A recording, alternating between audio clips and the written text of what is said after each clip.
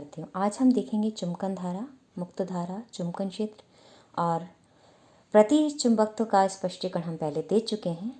और अब यहाँ हम देखेंगे कि किस प्रकार से अनुचुंबकत्व और लोह चुंबकत्व की प्रॉपर्टी क्यों आती है पदार्थ में, उसका स्पष्टीकरण क्या दिया जाता है वो हम देखेंगे। तो सबसे पहले हम देते हैं मुक्त धारा क्या होती है।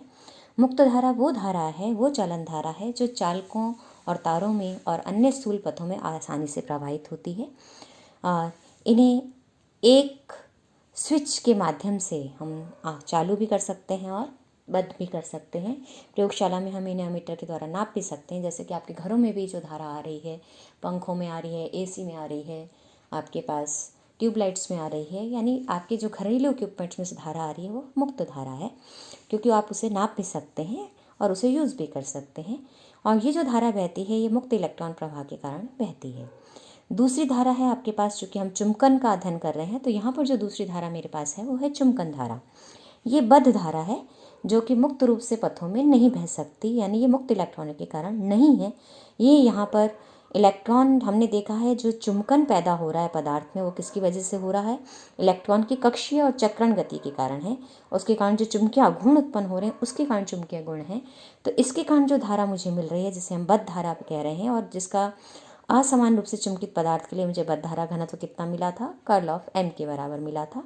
तो ये वो बद्ध धारा है जो कि मुक्त रूप से पथों में प्रवाहित नहीं होती है।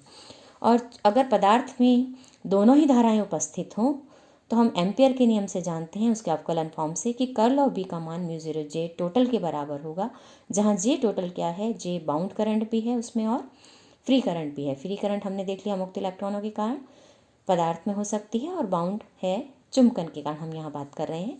तो इसलिए चुंबकन के कारण जो यहाँ बाउंड करंट बह रही है उसका मान है कर्ल ऑफ m, और फ्री करंट मुक्त इलेक्ट्रॉनों के कारण है इसलिए dq dt होती है। और धारा घनत्व की बात आप कर रहे हैं तो I/A हो जाता है वो। तो अब यहाँ से कर्ल वाली टर्म को मैं एक साथ कर रही हूँ तो बन जाता है ये curl of B/μ0 - m = JF।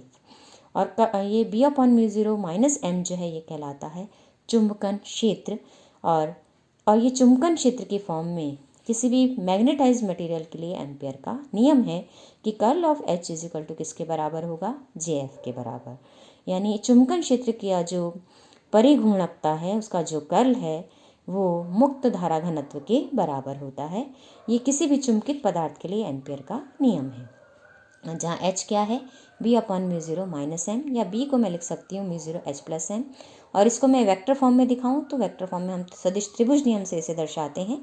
तो अगर मैंने एक दिशा में H दूसरी दिशा में m दिखाया है तो B/μ0 क्या करेगा? विपरीत दिशा में उसको प्रदर्शित करेगी भुजा, त्रिभुज की तीसरी भुजा। और इसको मैं इस तरह से भी दिखा सकती हूँ कि अगर आपके पास ये जो क्रमागत भुजाएं हैं H और -m, सॉरी B/μ0 और -m, ये अगर दो क्रमागत रूप से भुजाओं को व्यक्त कर रहे हैं त्रिभुज की, तो त्रिभुज की तीसरी भुजा विपरीत दिशा में, यानी जो H है वो तीसरी भुजा को द्वारा प्रदर्शित होगा। तो इस प्रकार से हम इसको एक वेक्टर फॉर्म में भी हम इसे दर्शा सकते हैं। अब हम ये देखते हैं और थोड़ा सा हम चुंबकन क्षेत्र को अब समझ लेते हैं। तो चुंबकन क्षेत्र में के लिए जब हम बात करते हैं तो अभी हमने देखा था कि H है B/μ0 - m। तो पदार्थ में अगर केवल मुक्त धाराएं हो तो मैग्नेटाइजेशन नहीं होगा, तो m 0 हो जाएगा और उस स्थिति में H का मान होगा B/μ0। और अगर मुक्त और बद्ध धाराएं दोनों ही हैं तो H का मान क्या है? B/μ0 - m। इसकी हम थोड़ी सी व्याख्या कर लेते हैं। और अगर हम इसका डाइवर्जेंस लिखें तो डाइवर्जेंस क्या होगा कि divergence of H = 1/μ0 divergence of B - divergence of m। और लेकिन हम ये जानते हैं कि डाइवर्जेंस ऑफ B 0 होता है, क्योंकि जो पदार्थ की जो चुंबकीय रेखाएं, बल रेखाएं, वो हमेशा बंद परिपथ बनाती हैं, बंद पथ बनाती हैं, और साथ ही चुंबकीय एकल ध्रुवों का अस्तित्व नहीं है, इसलिए डाइवर्जेंस ऑफ B हमेशा 0 होता है। लेकिन डाइवर्जेंस ऑफ B 0 होने पर हम देख रहे हैं डाइवर्जेंस ऑफ H 0 नहीं है। तो डाइवर्जेंस ऑफ H का मान किसके बराबर है? -del.m के बराबर है। हम ये जरूर कह सकते हैं कि अगर पदार्थ में केवल मुक्त धाराएं हों तो उस स्थिति में डाइवर्जेंस ऑफ B अगर 0 है तो डाइवर्जेंस ऑफ H भी 0 होगा। लेकिन ये आवश्यक नहीं है, क्योंकि अगर पदार्थों में मुक्त धाराओं के अलावा अन्य धाराएं हैं तो हम ये नहीं कह सकते कि डाइवर्जेंस ऑफ B 0 है तो डाइवर्जेंस ऑफ H भी 0 होगा। तो यानी डाइवर्जेंस ऑफ B 0 होने पर डाइवर्जेंस ऑफ H का 0 होना आवश्यक नहीं है। और एच का मात्रक क्या हो जाता है, एम्पियर पर मीटर हो जाता है। और अब इसका हम समाकलन रूप निकालना चाहते हैं कि curl of H is equal to J F का हम समाकलन रूप लिखें, तो हम इसको इंटीग्रेट समाकलन रूप करें तो हम इसको दोनों तरफ इंटीग्रेट करते हैं डी ए के साथ, क्षेत्रफल के साथ, पृष्ठीय समाकल हम इसका करते हैं। अब स्टोक्स की कल प्रमेय में लगाती हूँ तो स्टोक्स की कल प्रमेय मेरे पास क्या कहती है कि किसी भी सदिश का जो पृष्ठ समाकल है वो उस सदिश के रेखा समाकल के बराबर होता है, जहाँ ये रेखा समाकल किस पथ के अनुदिश लिया गया है, इस क्षेत्र को घेरने वाले पथ के अनुदिश लिया गया है। और जे डॉट डी ए है ये हम जानते हैं क्योंकि जे जो है धारा घनत्व है I/A है और इसको क्षेत्रफल से गुणा किया जाएगा तो क्या मिलेगी मुझे, धारा। तो ये जे डॉट डी ए का जो इंटीग्रेशन है वो मुझे क्या देगा, मुक्त धारा देगा। इसलिए इन दोनों को जब मैं यूज़ करती हूँ स्टोक्स की कल थ्योरम को और धारा घनत्व की डेफिनेशन को जब मैं यूज़ करती हूँ तो मुझे मिल जाता है कि integral H dot D L should be equal to IF। ये आपके चुंबकित पदार्थ के लिए एम्पियर के नियम का समाकलन रूप है। तो किसी चुंबकित पदार्थ के लिए जहाँ पर आपके पास बद्ध धाराएँ भी हैं और मुक्त धाराएँ भी हैं, एम्पियर के नियम का जो समाकलन रूप है वो ये है कि integral H dot D L is equal to IF और जो अवकलन रूप है वो है curl of H is equal to GF। और आप ये समझ रख रहे हैं आपकी चुंबकीय क्षेत्र B और या फिर हम जैसे चुंबकीय प्रेरण B कह रहे हैं B और चुंबकन क्षेत्र दोनों अलग अलग राशियां हैं और इनके जो अंतर है वो हम यहाँ देख लेते हैं कि चुंबकन क्षेत्र मुक्त धारा के संगत है क्योंकि कर्ल ऑफ एच का मान मुझे JF मिलता है, जबकि B का जो मान है वो curl of B is equal to J total का मतलब मुक्त धारा भी होती है, वहाँ बद्ध धारा भी होती है। तो जो B है वो मुक्त बद्ध दोनों के कारण हो सकता है, जबकि चुंबकन क्षेत्र किसके संगत है, केवल मुक्त धारा के संगत है। और H का मात्रक मुझे क्या मिलता है, एम्पियर पर मीटर होता है, जबकि B का मात्रक क्या होता है, वेबर पर मीटर स्क्वायर या न्यूटन पर एम्पियर मीटर। H की विमा है आपके पास L-1 m0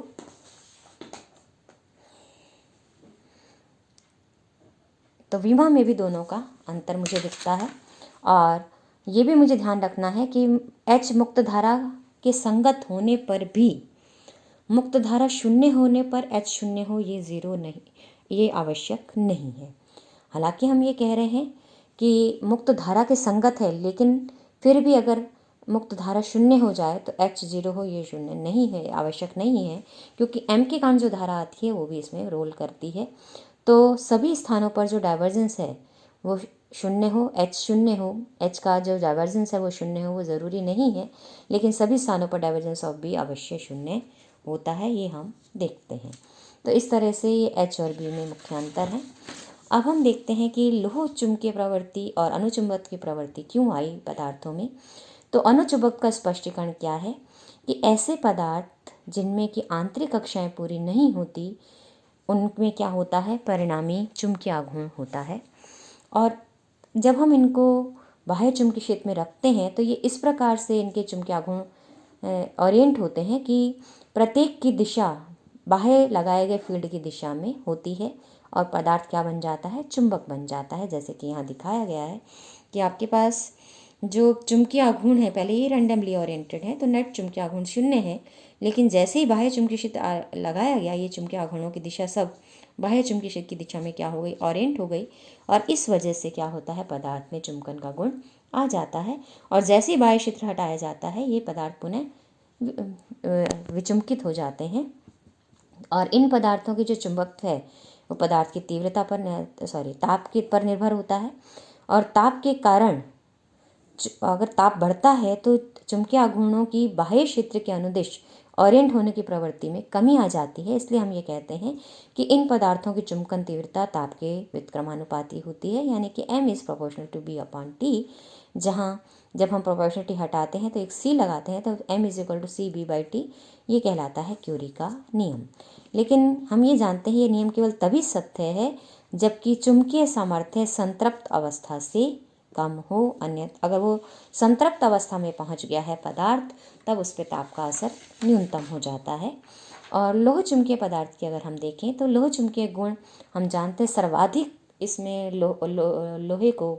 लोह चुंबकत्व गुण है वो है जो कि बाह्य चुंबकीय क्षेत्र में बहुत अधिक प्रभावित होता है, बहुत अधिक आकर्षण का उसमें गुण होता है। और एक बार लोह चुंबक बन जाने पर ये अन्य वस्तुओं को भी अपनी ओर बहुत तेज़ी से अट्रैक्ट करता है। तो हम यहाँ ये मानते हैं कि जो अणु हैं, हालांकि वो यादृच्छिक रूप से हैं, लेकिन उसमें कुछ अणु ऐसे होते हैं जिनका चुंबकीय आघूर्ण एक ही दिशा में होता है।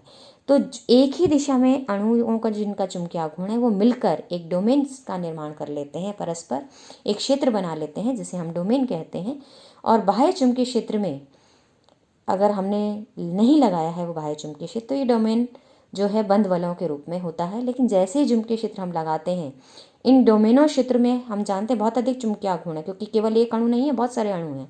और हमने जब इस पर बाह्य चुंबकीय क्षेत्र लगा दिया तो उसकी वजह से ये जो डोमेनों का चुंबकीय आघूर्ण है वो बाह्य चुंबकीय क्षेत्र की दिशा में अनुदिश जो है वो ओरिएंट हो जाता है, जिससे चुंबकीय प्रेरण में अत्यधिक वृद्धि हो जाती है। क्यों? क्योंकि डोमेनों का चुंबकीय आघूर्ण एक अणु की अपेक्षा बहुत अधिक होता है। और ये सभी डोमेन जब क्षेत्र की दिशा में ओरिएंट हो जाएंगे तो आप समझ सकते हैं कि चुंबकीय आघूर्ण बहुत अधिक हो जाएगा और पदार्थ किसकी तरह व्यवहार करेगा, इसीलिए लोह चुंबक की तरह व्यवहार, चुंबकन का गुण उसमें आ जाएगा।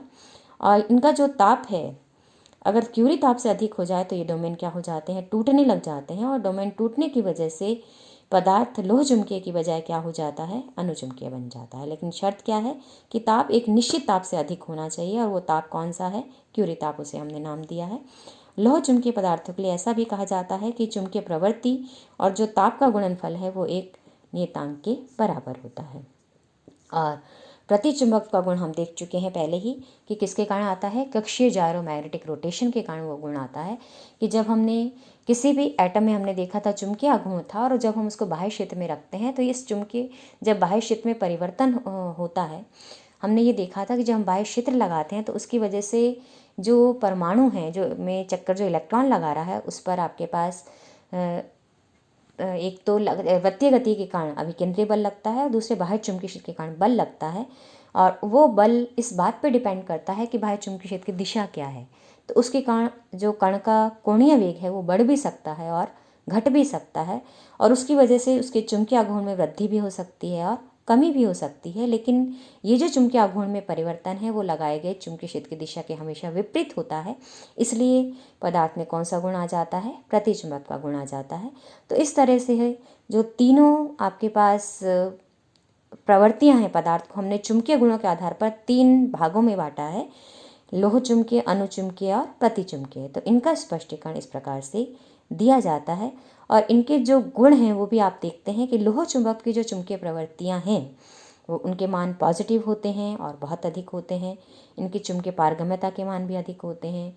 प्रतिचुंबकीय पदार्थों के जो चुंबकीय प्रवृत्ति है वो पॉजिटिव होती है, लेकिन आपके पास ये जो आपके पास अनुचुंबक की प्रवृत्ति है, अनुचुंबकीय पदार्थों की जो चुंबकीय प्रवृत्ति है वो अल्प होती है और अल्प धनात्मक होती है और पॉजिटिव होती है। लेकिन जो प्रतिचुंबक की प्रवृत्ति है वो चुंबकीय क्षेत्र से हम जानते हैं कि हल्के से प्रतिकर्षित होते हैं, इसलिए जो उनकी चुंबकीय प्रवृत्ति के मान है वो ऋणात्मक होते हैं और कम होते हैं, और पारगम्यता भी उनकी कम होती है। तो इस प्रकार से अलग अलग प्रॉपर्टीज़ के आधार पर हम इनको डिफाइन करते हैं, और पदार्थ में जो उसकी चुंबकीय आघूर्णों की स्थिति है और उनका संयोजन कैसे होता है, बाहरी क्षेत्र से उनका किस प्रकार से उन पर प्रभाव आता है, उस आधार पर हम लोह चुंबक, अनुचुंबक और प्रतिचुंबक की व्याख्या भी करते हैं। धन्यवाद।